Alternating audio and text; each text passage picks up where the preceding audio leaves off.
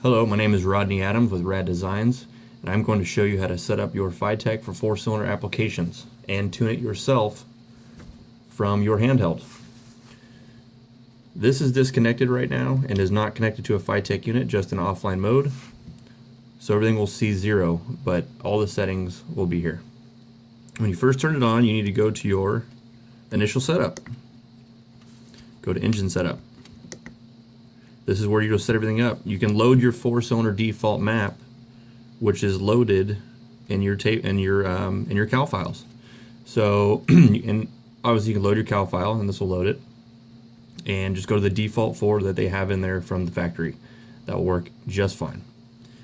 Enter your information here. You need to enter your cubic inch.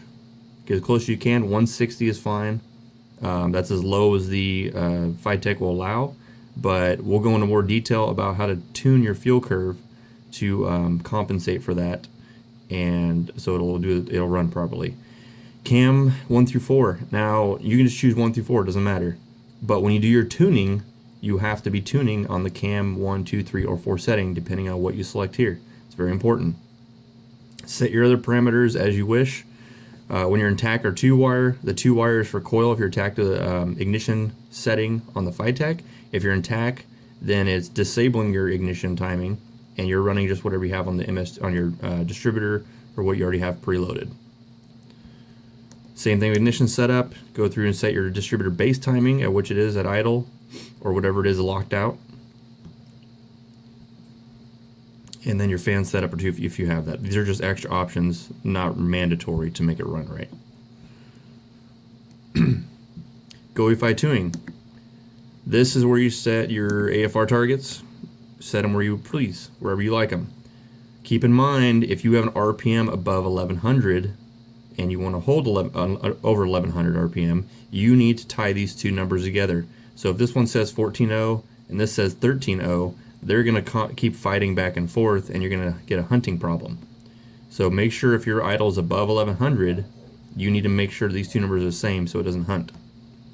And then adjust your other parameters as you go down and through the settings to which you desire. Okay.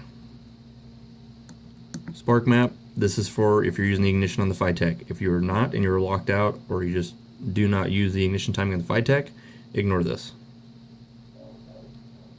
Accelerator pumps are preset. They should be okay for the first initial, but as you drive more, you can tune those and adjust your accelerator pump to your likings.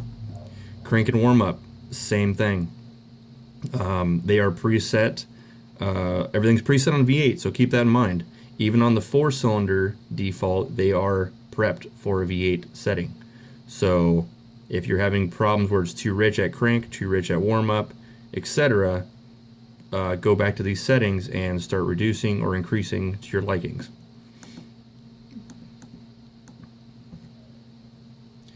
Okay. This setting right here is hidden under display. So if you need to go to display setup, some of these, they do these on purpose. They hide or enable these just for the basic. They don't want you to go too crazy with your settings. They want to keep it simple for the new users. So you're going to go down here to power adder calibrations and make sure it's on show. You can go left or right to hide or show it. Put it on show. Too far. Under power adding, this is where you tune your fuel table. Your self-learn can only self-learn so much. The reason why for a 4-cylinder you have to change this is because even on the default 4, it is set up for a V8 still. You have to manually input the numbers in here to tune it for a 4-cylinder. They are extremely high. So if you load a backup file, these are for a V8. If you look at this, if you look at the same file between a backup file and a 4-cylinder file, they're going to be similar numbers, not the same, similar, but they are much too rich for a 4-cylinder application.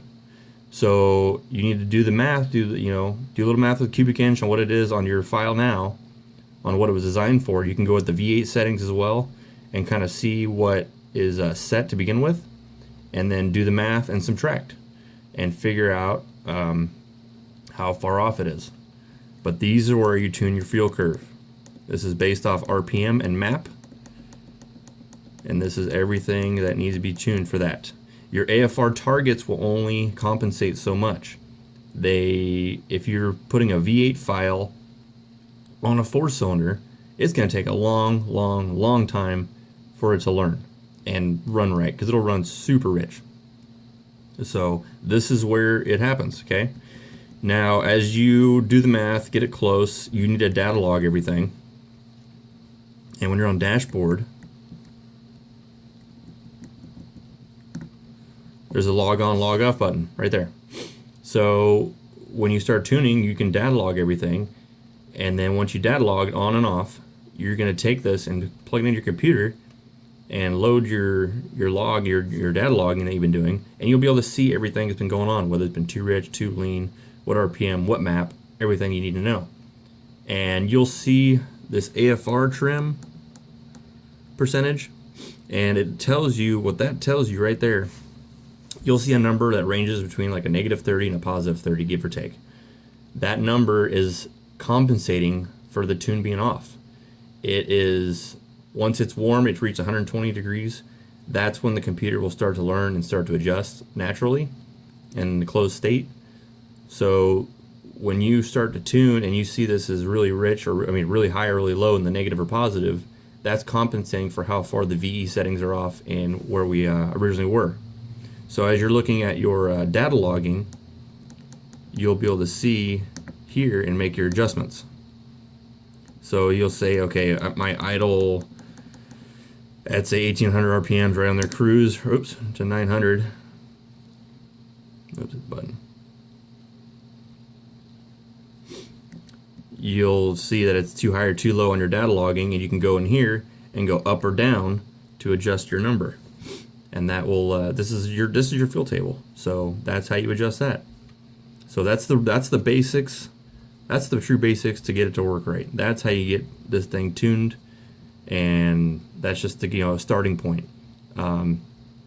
There's more adjustments and more adjustments that go through these units, but that is where you tune your fuel curve, and that's the beginning of it. So I highly recommend a tuner to tune these for you. If you are new to these, you can spread this information to your tuner or try it yourself. Be patient with it. These units do not have a super fast learn rate. They do take time, especially with a 4-cylinder application. The settings are nowhere near close, so you have to be patient. For a V8, you put these on a V8 and they run really good right off the bat because the parameters and everything has already been dialed for a V8. So be patient, take your time. Otherwise, I recommend a tuner to tune these for you for your car. If you have any questions, give me a call, 209-743-7874. You could email me at radesignsinfo@gmail.com, or visit our website at radvwturbokits.com or rodneyadamsdesigns.com. Thank you for watching.